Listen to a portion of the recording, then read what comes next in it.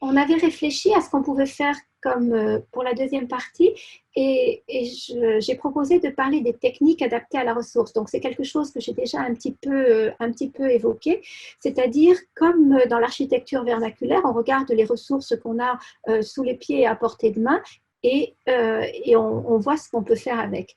La roue des techniques de construction a été développée par Crater depuis la fin des années 70, puisque Crater a été créé en 79. C'est vraiment le centre de la construction en terre au niveau international. Et dans cette roue des techniques, il montre en fait des familles de techniques, puisque le torchis a différentes manières de le faire avec différents supports. Pareil sur les adobes, on peut avoir on peut avoir plus ou moins de fibres, on peut avoir des fibres différentes, on peut le faire à la main, on peut le faire dans des moules, on peut même le mécaniser. Pareil pour la bauge. Donc voilà cette roue des techniques. Et je vous ai dit tout à l'heure que construire en terre, c'était une histoire de grains, mais c'est aussi une histoire d'eau. Ce qui le montre le mieux, c'est un test qui a été développé par un architecte qui s'appelle Carrazas, qui est d'Amérique du Sud. Et vous voyez, il a fait une série de tests avec 5 stades hydriques de la Terre et 3 processus techniques. Les 3 processus techniques, c'est soit juste versé, soit pressé à la main, soit compacté avec quelque chose pour damer. Et donc ça, c'est les 3 processus. Et puis, on a aussi 5 stades hydriques de la Terre, sec, humide, plastique, visqueux ou liquide. Et là, vous voyez, on est dans pressé et plastique. Pressé et plastique, c'est ce que l'on a typiquement, par exemple, pour les adobes et aux briques de terre crue. Et là, vous voyez aussi, ce sont les bandes dessinées qu'on a développées pour le Terra Award et que je vais pouvoir aussi, je le note, de vous les envoyer puisqu'on les a fait. Moi, j'ai écrit le texte et Pauline Simon a fait les dessins. Et on l'a fait sous un principe de Creative Commons, c'est-à-dire que tout le monde peut les utiliser. Et donc là, vous voyez comment on fait. Ben déjà, on fait un trou pour récupérer la terre. Après, on mélange soit des personnes avec leurs pieds en piétinant, soit on le fait faire par des vaches ou par des buffles pour que ça soit bien mélangé. C'est à l'état plastique, donc c'est à peu près 15 à 20% d'eau. Et puis ensuite, on le met dans des moules qui peuvent être soit individuels, soit avec plusieurs trous qui peuvent être en bois ou métalliques. Et ensuite, il est important de mettre les briques sur le côté. J'ai entendu des gens qui m'ont dit qu'il fallait les faire sécher au soleil, d'autres qui ont dit qu'il fallait les faire sécher à l'ombre, parce que si on les fait sécher au soleil, ça peut sécher trop vite et il y a des craquelures, des fissures, donc je pense que ça dépend du climat. Et ensuite, on maçonne ces adobes avec un mélange qui est quasiment le même, mais qui n'a pas de paille. Et vous voyez, donc la composition, là, pour les adobes, c'est des argiles, des siltes et du sable. Et puis de la paille qui peut être selon les régions du monde, de la paille de riz ou de la paille de blé. Et quand il n'y a ni l'un ni l'autre, ça peut être aussi des poils d'animaux. Donc voilà, ça c'est sur la route entre Marrakech et Ouarzazate, des gens qui proposent, qui vendent des adobes. Et puis ici, une fabrique d'adobes d'une manière mécanisée.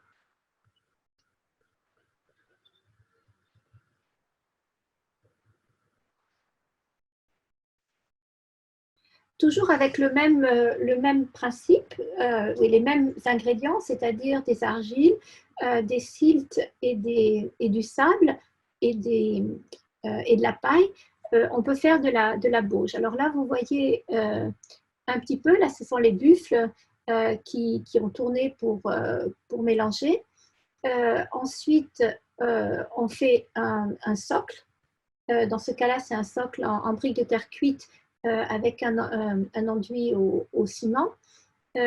On met une un plastique pour éviter les remontées capillaires entre le socle et la terre. Et puis ensuite, on jette des boules qu'on fait à la main du mélange terre-paille. On les jette sur le socle. Quand le socle fait à peu près 60 à 80 cm, on le laisse sécher un petit peu et puis après, on le fait droit avec une bêche et puis on fait le second. C'est la technique qu'a utilisée Anna Ehringer à Rudrapur, d'abord pour l'école Métis, et ensuite pour l'école Desi, et puis pour l'atelier de couture qu'elle vient de terminer. Donc là, on voit bien le socle, la première couche qui a été arasée, et puis la deuxième couche qui attend de l'être, qui est en train de sécher. Ça, c'est la bauge traditionnelle qu'on a utilisée au sud de l'Angleterre et puis beaucoup en France, dans le bassin rennais par exemple, ou en Normandie, donc Bretagne et Normandie. Et ça, c'est une vidéo puisque Amakov n'a pas fait que des vidéos sur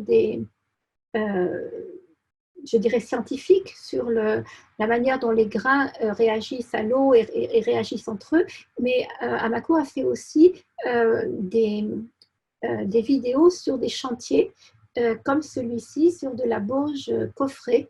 Et c'est une vidéo que j'aime beaucoup. Vous allez comprendre pourquoi. Alors, vous pouvez bien sûr, je vous donnerai les liens pour ces vidéos pour que vous puissiez les regarder complètement. Et là, on n'a pas trop le temps, donc je vous montre juste les passages que j'aime particulièrement. Alors ça a été développé en Bretagne. Voilà, donc ils ont mis au sol sur un grand plastique, ils ont mis de la terre, de la paille. Là, vous voyez qu'ils le tassent eux-mêmes. Ensuite, vous allez voir, ils vont tailler comme des espèces de petites briques quelque part, et puis ils vont les mettre dans les banches. Pourquoi est-ce qu'ils les mettent dans des banches? C'est tout simplement pour ne pas avoir après à tailler avec la bêche et pour que les murs soient plus réguliers. Après l'effort, le réconfort. Donc, ils ont construit à la fois une agence d'architecture et un atelier pour un artisan qui fait justement de la bauge et des enduits aussi, je crois. Enfin, un artisan qui propose des produits de construction à base de terre. En fait, l'idée reprend un petit peu les constructions en tourbe qui existent dans certains pays, où on découpe des tourbes, voire des mottes de terre, et où on construit avec. Et là, vous allez voir tout l'art, qui est l'art du lançage aussi.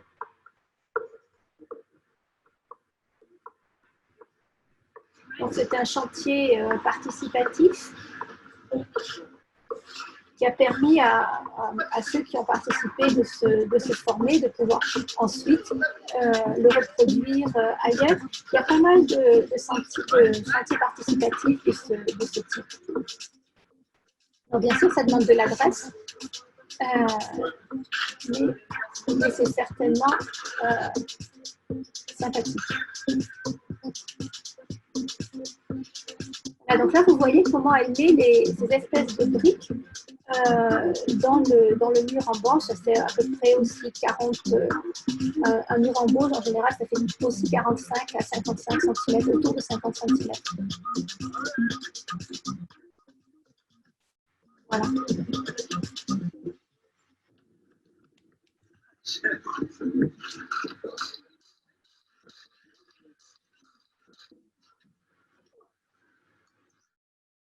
Les 5 stades hydriques de la Terre, 3 processus techniques, on passe à un autre stade qui est le stade humide et le compactage. Donc, là, vous voyez les blocs de terre comprimés. Vous voyez apparaître quelque chose que vous n'avez pas vu jusqu'à présent, qui est le ciment, puisque en général, avec des BTC, blocs de terre comprimés, on rajoute une certaine proportion soit de ciment, soit de chaux. Au début, dans les années 1950, quand ça a été inventé, c'était plutôt des machines manuelles, comme celle-là. Vous voyez là, mon étudiant qui le sort, on lui dit toujours de faire très attention parce qu'elles vont sécher et ensuite elles vont être utilisées telles quelles, y compris visibles intérieurs ou extérieurs. Donc il faut faire bien attention à ce que les angles soient nets. Donc soit il y a des machines manuelles, individuelles, il y a aussi, comme à Bellastock ici, quand ils avaient fait le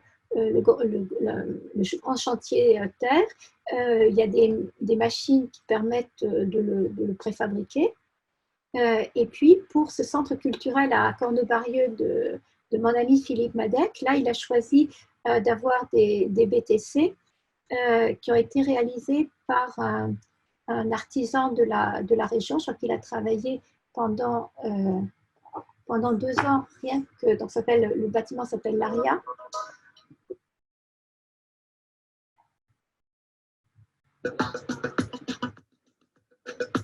Voilà, donc c'est un artisan de la région qui là a mis de la chaux dans le mélange. C'est entre autres parce que vous avez vu les prix qui sont utilisés non seulement à l'intérieur mais aussi à l'extérieur. Vous vous rappelez tout à l'heure, je vous ai parlé de handfeucht, c'est-à-dire humide à la main, ça veut dire que c'est pas, voilà, il faut vraiment choisir la bonne quantité d'eau. Donc là, c'est une carrière de terre dans la région de Toulouse, puisque Cornebarieux, c'est à côté de Toulouse.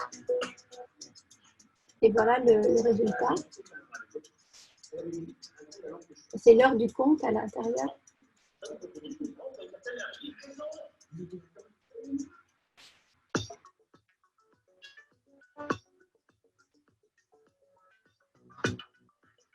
Traditionnellement, il y avait de l'adobe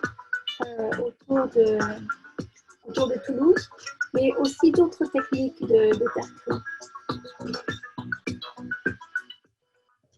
Donc là, vous voyez, il n'y a pas de gros cailloux, il y a éventuellement quelques cailloux moyens, mais pas de gros cailloux.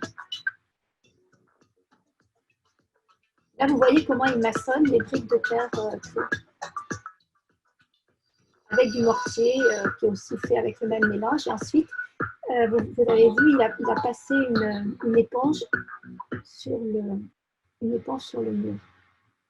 Ça, c'est un bâtiment que j'ai visité récemment à Genève. C'est un pavillon scolaire, il y a une cantine et des salles périscolaires, avec une structure en bois et puis un remplissage en BTC par une entreprise qui s'appelle TerraBlock, qui est assez connue en Suisse. C'est fait avec la terre du site.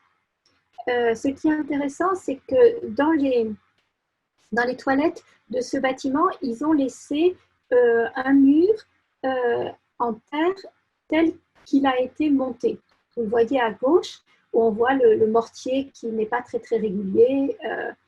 Et alors qu'à droite, c'est le même mur, mais après qu'on ait passé juste une éponge, comme vous venez de le voir faire à Cornebarieux. Donc, on voit bien que on peut rendre l'aspect très, très agréable visuellement, en plus de toutes les qualités hygrothermiques qu'a le matériau terre. Ce qui est intéressant, c'est que le directeur de TerraBlock nous disait, quand j'ai visité avec lui ce bâtiment, que l'entreprise, le maçon qui a qui a gagné l'appel d'offres, il n'avait jamais fait de terre avant, qu'il a monté les murs très vite et que en fait c'était vraiment pas très cher et qu'il avait l'entrepreneur avait envie de recommencer. Donc ça fait partie, les BTC, des constructions en terre qu'on pourrait reproduire relativement facilement, puisqu'on peut aussi déplacer la machine jusque sur le site, utiliser la terre du site, et après un maçon, je dirais normal, est capable de faire les murs après une petite formation. Et d'ailleurs, il y a eu des projets comme la maison du parc du Gâtinais dans la banlieue parisienne, où il y a eu des murs en BTC aussi, et ça a été l'occasion de former des artisans à la construction de murs en adobe ou en BTC. Et puis, donc, toujours avec la même consistance, c'est-à-dire humide, le pisé. Donc là, vous voyez, on va vraiment des argiles jusqu'au caillou en passant par tous les types de granulométrie. Le pisé, s'il a été inventé plus tard que les autres, parce que les trois premiers, c'était 9 millénaires avant Jésus-Christ à peu près. Enfin non, il y a 9 millénaires et l'autre, le pisé, c'est seulement 9 siècles avant Jésus-Christ. C'est parce que, vous voyez bien, il faut des banches, il faut un pisoir, donc ça demande une certaine infrastructure. L'idée, vous vous rappelez peut-être, tout à l'heure, je vous ai montré les grains photoélastiques où on voyait bien les poussées qu'il y avait sur les côtés. Donc, il faut bien serrer les banches et faire aussi des couches qui sont assez fines. Et au niveau de la quantité d'eau, c'est à peu près une dizaine de pourcents d'eau, donc nettement moins que pour l'adobe. Donc, on verse une couche de terre, donc de la terre avec jusqu'à des gros cailloux. Ensuite, on dame, ça passe. Martin Rauch fait des couches très fines qui, au départ, font à peu près 12 cm et qui descendent jusqu'à 7-8. Il y en a d'autres qui font des couches un peu plus épaisses, ça dépend. Et une fois que la couche est damée, eh bien, on remet une autre couche et on continue comme ça. Patrice Dohat et l'équipe de Cratère travaillent actuellement enfin, il y a longtemps qu'ils travaillent à une ATEX de type A, c'est-à-dire une ATEX qu'on peut partager après sur le pisé. Il y a eu des problèmes avec le CSTB, donc là, ils vont le sortir sous forme de livre au moniteur, sans doute l'année prochaine. Et donc, il y a trois sortes de pisé, moins de 1 mégapascal, avec une résistance mécanique de moins de 1 mégapascal quand c'est damé à la main pour des petits bâtiments. De 1 à 2 mégapascal, c'est encore damé à la main, mais on peut aussi le faire en zone sismique. Et au-delà de 2 mégapascal, c'est damé forcément mécaniquement.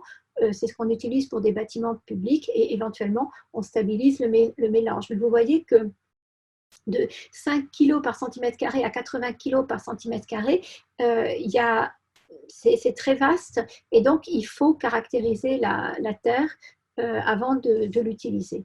Parmi les premiers bâtiments en France, bâtiments contemporains construits en pisé, il y a le Conservatoire européen des échantillons de sol à Orléans qui a été fait par des équipes issus de Cratère. Arnaud Miss et Jean-Marie Letiec travaillent à Cratère et enseignent à l'ENSA de Grenoble. Donc là, c'est du pisé qui a été fait sur site. Pour que ça aille un peu plus vite, vous voyez, ils ont développé un système comme des espèces d'auges dans lesquelles ils mettent la terre pour ne pas verser petit par petit, mais pour verser vraiment une couche complète. Au départ, ils avaient prévu de ne pas le stabiliser, mais comme quelquefois le processus de chantier ne se fait pas comme on le souhaite, et là, ils ont dû faire leur chantier en février, et la terre était trop humide, et donc ils ont été obligés de la stabiliser à la chaux pour la sécher. Pour pouvoir, parce que vous savez, tout à l'heure, je vous ai dit qu'il fallait 5 à maximum 12% d'eau, et bien là, ils en avaient plus, donc la chaux a permis de sécher. Dans ce bâtiment-là, il y a les deux types de pisé. Il y a du pisé préfabriqué et du pisé fait sur place. C'est un bâtiment qui se trouve dans ce qu'on appelle l'Alsace-Bossu, à peu près 80 km au nord de Strasbourg. C'est un centre d'interprétation du patrimoine archéologique parce qu'ils ont retrouvé des ruines à côté de ce village de Dellingen, des ruines romaines. Et là, vous voyez un mur trombe, donc avec un mur en pisé et puis devant un mur rideau en verre. Et donc, ça permet de préchauffer l'air dans l'intervalle entre les deux, et après de l'envoyer dans les salles quand c'est nécessaire. Et en cas de surchauffe, eh bien, l'air chaud est évacué en toiture. Donc, en fait, c'est une extension d'un bâtiment qui a été rénové. Et dans la nouvelle partie, ce sont des murs, on le voit sur la coupe et aussi sur la photo de chantier, qui sont doubles. C'est-à-dire, côté intérieur, le mur, il est porteur. Il fait à peu près, je crois que c'est 60 cm au rez-de-chaussée et puis une trentaine au-dessus. Donc, il est porteur. C'est du pisé qui a été stabilisé par 2% de chaux, 2% de ciment. Et donc ça, c'était fait sur place. Et l'autre partie a été préfabriquée juste à côté du site. C'est 30 cm non porteur. Et entre les deux, il y a 20 cm de liège. Et on voit qu'il y a des pattes qui tiennent les deux murs ensemble. Pourquoi est-ce qu'ils ont fait un mur aussi compliqué? C'était pour répondre aux exigences de la réglementation thermique. Et Louis Picon a expliqué que bon là, il s'était laissé faire, c'était en 2014, enfin 2013-2014, qu'il s'était laissé faire par le contrôleur technique, mais que s'il refaisait un autre bâtiment maintenant, il ne se laisserait plus faire et qu'il le ferait non stabilisé. Et puis, donc ça, jusqu'à présent, c'était surtout du pisé fait sur place, mais il y a aussi le pisé préfabriqué qui a été fait. Il y a un entrepreneur en France qui fait aussi du pisé préfabriqué depuis pas mal de temps, qui a réalisé récemment un bâtiment à Lyon sur la Confluence, que vous avez peut-être vu avec des arcs. Je ne vous parlerai pas de ce bâtiment parce que je ne le connais pas, je n'ai pas encore visité, mais donc en France, on fait aussi du pisé préfabriqué, mais un spécialiste international du pisé qui s'appelle Martin Rauch, dont j'ai montré la maison déjà tout à l'heure, travaille depuis longtemps là-dessus et il l'a fait à très grande échelle pour ce bâtiment qui est la maison des plantes de Ricola à côté de Bâle en Suisse. Et en fait, c'est un bâtiment qui avait 8000 mètres carrés de façade, et comme on ne peut faire du pisé, d'ailleurs d'autres constructions en terre, que d'à peu près mars-avril à octobre, à peu près selon le temps, il a été obligé de préfabriquer et il a créé une chaîne de préfabrication de 50 mètres de long qu'on voit un petit peu sur le dessin en haut à gauche. Donc ça, il a préfabriqué pendant l'hiver, il a stocké et puis à partir du printemps, il a commencé à construire. La construction s'est faite en 3 étapes. Donc, il y a la préfabrication des modules. Je vous ai dit tout à l'heure, c'est des modules qui font à peu près 50 cm d'épaisseur, 1,10 m de haut et 3,60 m de longueur. Ensuite, tout ça, ça a été fait avec de la terre en partie du site du chantier ou alors de carrières situées dans un rayon de 10 km. La fabrique était à peu près à 8 ou 10 km du chantier. Et donc ça prend à peu près un tiers du temps, la préfabrication des éléments. Ensuite, il faut à peu près un tiers du temps pour le montage. Donc, vous voyez une image ici.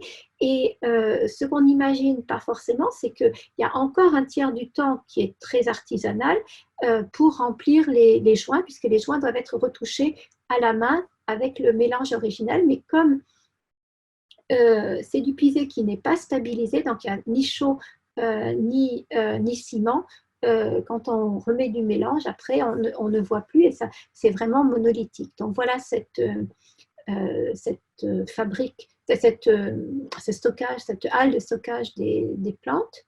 Les rayures que vous voyez ne sont pas cette fois, c'est toujours pour ce que Martin Rauch appelle l'érosion calculée, mais cette fois-ci, comme les architectes Herzog et de Meuron ne voulaient pas avoir des lits de briques qui dépassent, ils ont fait ce renforcement de la surface par ce qu'on appelle en allemand du Traskalk, qui est en fait une espèce de béton de Puzzolane, si vous voulez. Donc, c'est-à-dire que on met tous les 40 cm à peu près dans la banche une bande de cette puzzolane.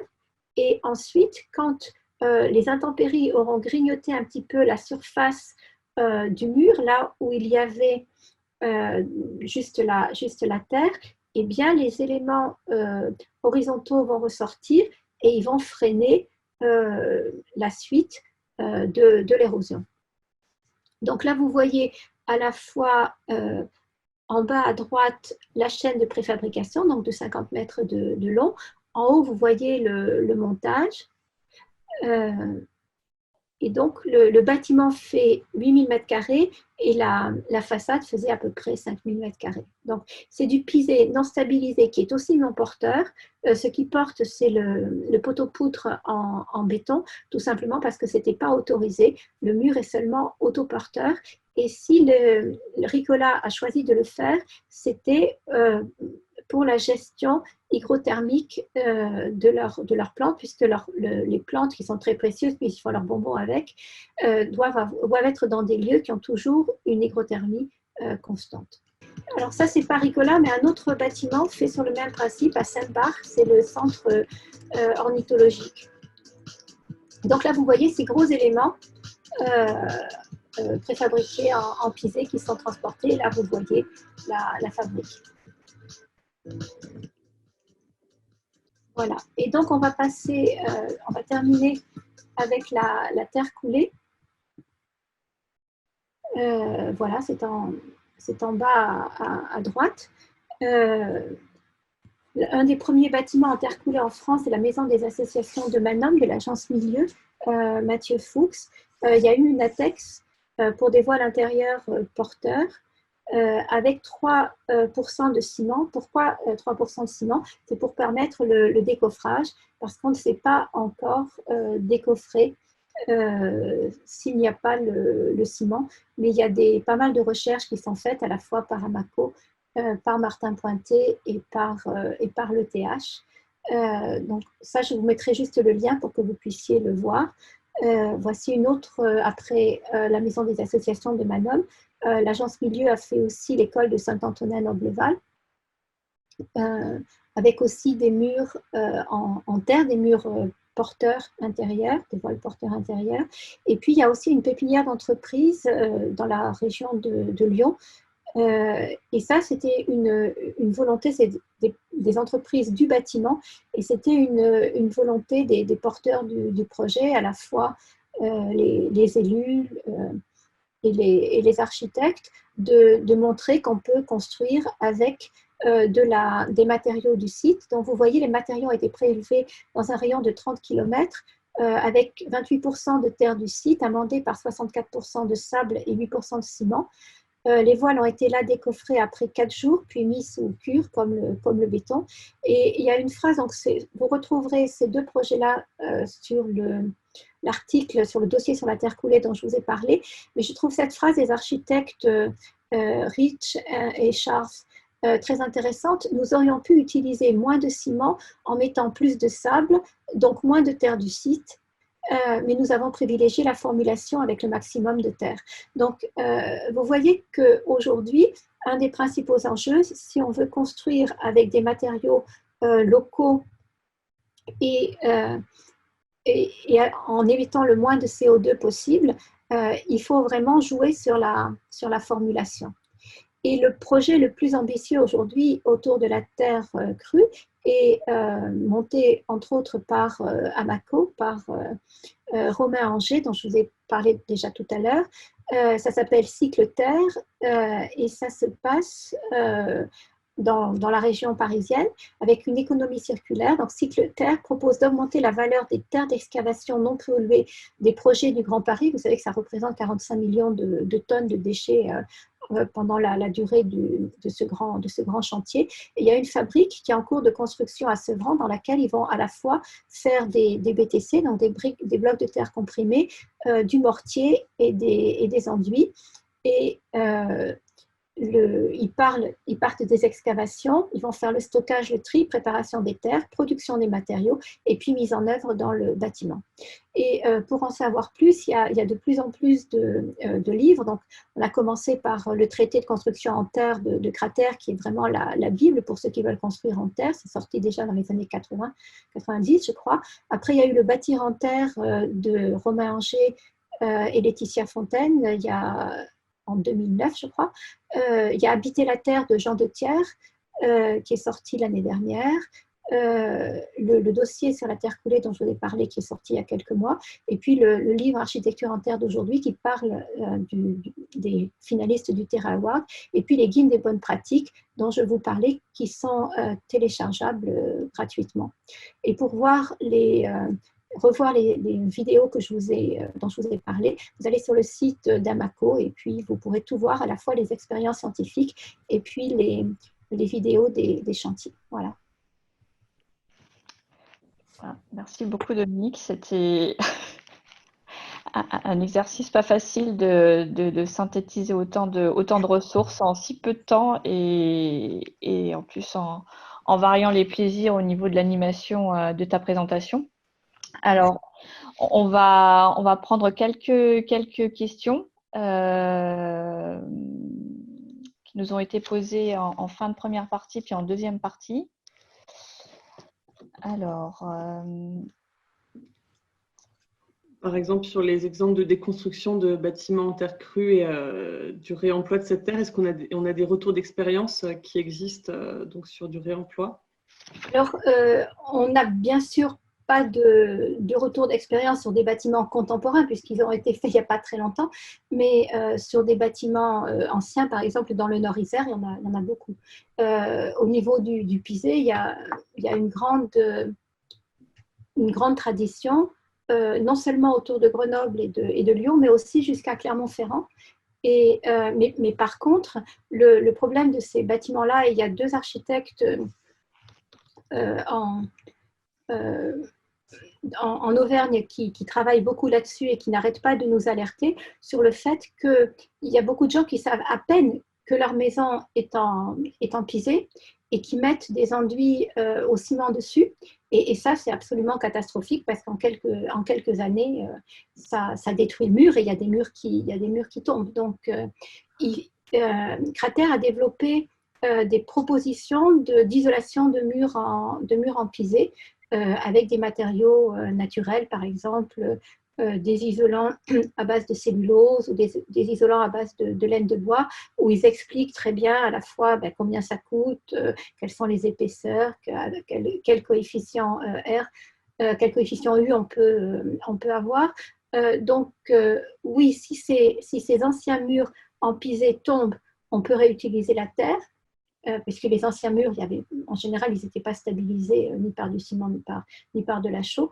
Mais l'enjeu aujourd'hui, c'est plus dans la rénovation de l'habitat rural existant.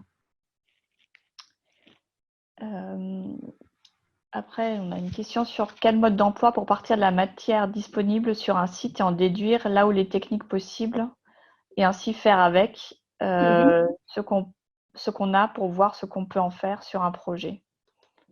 C'est un peu oui, mais ça va peut-être. Oui, ça va peut-être déjà y répondre.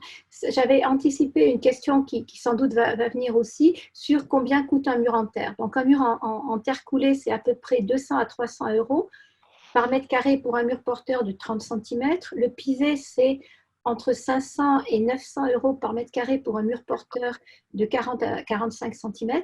Il y a même eu moins que 500 euros pour un projet de l'agence NAMA en Isère, je crois. Et puis le béton, pour comparer, c'est à peu près 120 à 150 euros par mètre carré pour un mur porteur d'environ 20 cm d'épaisseur, mais sans les qualités hygrothermiques de la terre. Et si je vous ai mis maintenant ce visuel, c'est à cause de ce qui vient dessous. Si la qualification nécessaire en phase chantier est limitée pour les entreprises, la terre coulée, et c'est vrai aussi pour le pisé par exemple ou pour d'autres techniques, demande une connaissance spécifique en phase d'étude, en particulier pour caractériser la terre et réaliser la formulation. Le sourcing, donc justement le travail sur la ressource, pour trouver la matière est une étape primordiale pour utiliser une terre locale, et donc c'est vrai pour la terre coulée mais aussi pour le pisé et pour d'autres, prévoir 10 000 à 15 000 euros pour la formulation et pour un mur d'essai. Ça, c'est vrai surtout pour le pisé et pour la terre coulée. Donc, il y a des spécialistes pour ça qui ont été formés entre autres à Crater et à Amaco. Martin Pointet du BE-Terre le fait, mais il y a d'autres membres d'Aster, qui est l'association des entreprises de la Terre, qui peuvent le faire aussi. Oui, si on veut utiliser des terres locales, de la terre locale, soit la terre du site, soit à proximité, il faut demander à un spécialiste la formulation. Ça répond à la question? Oui. Une question, remarque qui nous arrive aussi sur les lobbies. Est-ce que les grands lobbies, comme pour ne pas citer Lafarge, ont aussi un rôle dans le fait d'utiliser si peu fréquemment la terre? Et en extrapolant la question, du coup, quels sont les lobbies qui s'organisent autour de ce matériau? Alors, ce qui est intéressant, c'est que en fait, quand Sika et quand les grands du béton ont commencé, ils ont utilisé les banches du pisé pour faire le béton. Et donc, ils ont travaillé aussi, et ce n'est pas non plus un hasard s'ils ont commencé pour certains dans cette région entre Lyon et Grenoble, c'était aussi parce qu'il y avait déjà une certaine tradition de construction en terre, puisqu'il y a aussi, on peut voir ça aussi, la différence entre le béton de ciment et la terre coulée, par exemple. Un béton standard, c'est 45% de sable, 30% d'agrégat, 12 à 15% de ciment et 10% d'eau, plus plastifiant accélérateur. La terre coulée, par exemple, c'est 10% de particules fines, d'argile, 36% de sable, 40% de gravier et 3 à 4% de ciment et 10% d'eau. Donc, il y a quand même beaucoup de choses qui sont semblables. Il faut toujours des fils, des grains plus gros, et puis un liant et de l'eau. Donc, Lafarge et les autres commencent à véritablement se poser des questions aussi parce qu'ils ne sont pas idiots. Enfin, il voit bien que le sable est de plus en plus rare et qu'ils doivent trouver une alternative. Et d'ailleurs, c'est pour ça qu'il y a eu au sein d'Aster récemment une discussion sur est-ce qu'on peut appeler ça vraiment terre coulée ou est-ce qu'on appelle ça béton d'argile parce que justement, il y a des lobbies qui essayent de vendre du béton propre qui est loin d'être aussi propre qu'ils nous le disent. Donc, voilà, oui. Il y a une vraie lutte pour éviter le greenwashing par rapport à du béton dit propre qui n'est pas propre. Et pourquoi est-ce que la filière terre ne fait pas encore plus de lobby? C'est d'abord parce qu'elle a été très longtemps divisée entre, je dirais, les traditionnels, un peu entre les anciens et les modernes. Donc, entre ceux qui disent la terre, c'est uniquement les techniques traditionnelles et il faut travailler surtout sur la rénovation, reproduire comme on le fait depuis des millénaires. Et puis d'autres qui disent non, la terre, c'est aussi la terre coulée, le béton, le pisé préfabriqué, etc. Donc d'autres qui cherchent des innovations. Et moi, je pense personnellement qu'il y a vraiment de la place pour les uns comme pour les autres, mais que pour avoir la massification, il faut accepter de faire des BTC avec éventuellement un peu de chaux ou de la terre coulée avec, pour l'instant, un petit peu de ciment. Mais Martin Pointet travaille actuellement avec Philippe Madec sur un projet à Paris, un projet de médiathèque et donc c'est une rénovation de 2 bâtiments avec un nouveau bâtiment entre les deux qui va avoir une structure bois et un remplissage avec des panneaux préfabriqués qui seront des panneaux en terre coulée et là c'est en terre coulée sans ciment, donc il n'y a que de la terre, mais Martin lui il travaille avec une armature en ganivelle. Les ganivelles, vous savez, c'est ce qu'on met pour protéger la végétation sur les dunes. Donc, c'est des petits bouts des petits bouts de bois liés entre eux par du métal. Et donc, il coule ces éléments préfabriqués de manière horizontale. Donc, il coule une première couche, après, il met ses ganivelles, il recoule. Et ils sont arrivés à des résultats vraiment tout à fait probants. Martin Pointet et Yamako, ils travaillent actuellement à l'ETH à Zurich. Ils sont en train de voir quel type de plastifiant et d'accélérateur on peut mettre. Donc, eux, ils travaillent avec du magnésium, je crois.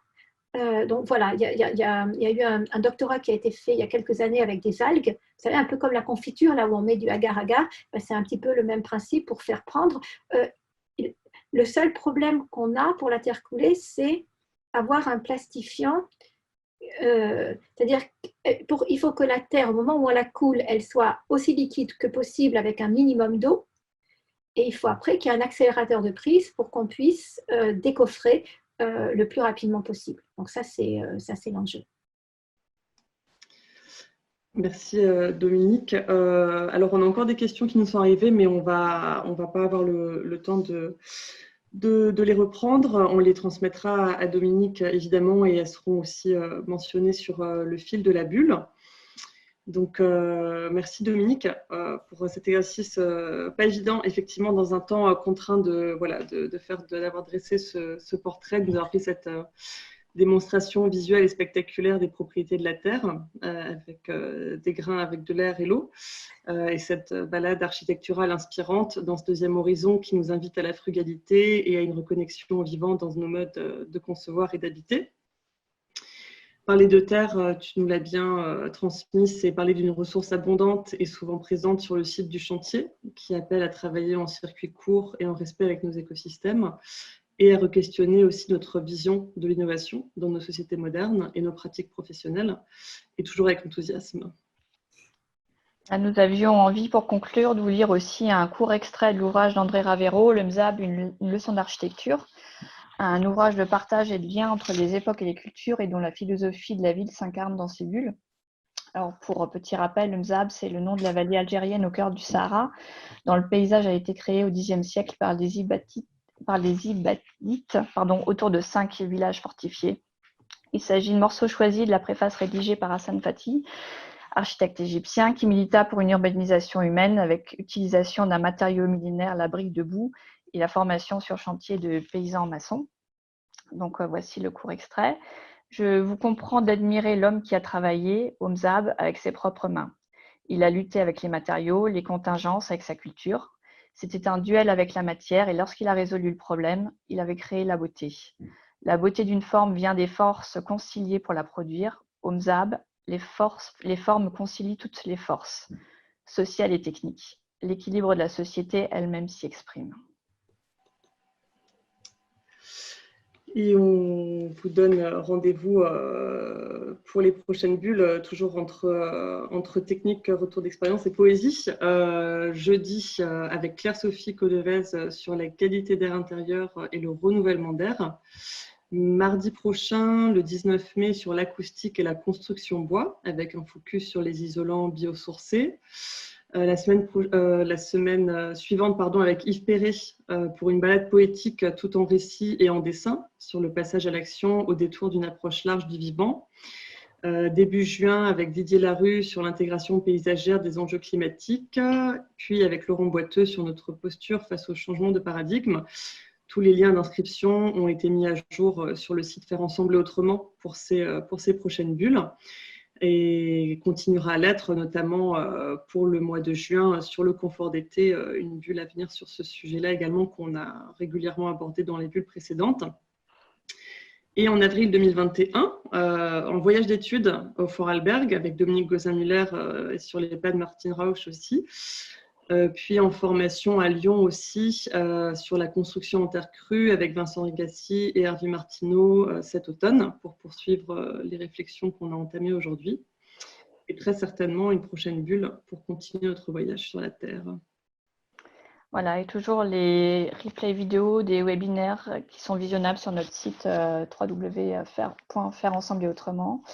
et sur notre chaîne YouTube. Et si vous préférez nos douces voix en solo, les podcasts audio seront très prochainement aussi en téléchargement sur notre site. Merci encore pour votre participation à toutes et à tous. Et un grand merci, Dominique, pour ton invitation au voyage et un voyage poétique, et aussi pour ta pédagogie à laquelle nous sommes très sensibles. Merci beaucoup, c'était un plaisir. Au revoir. Belle semaine et à très vite pour les prochaines bulles. À bientôt.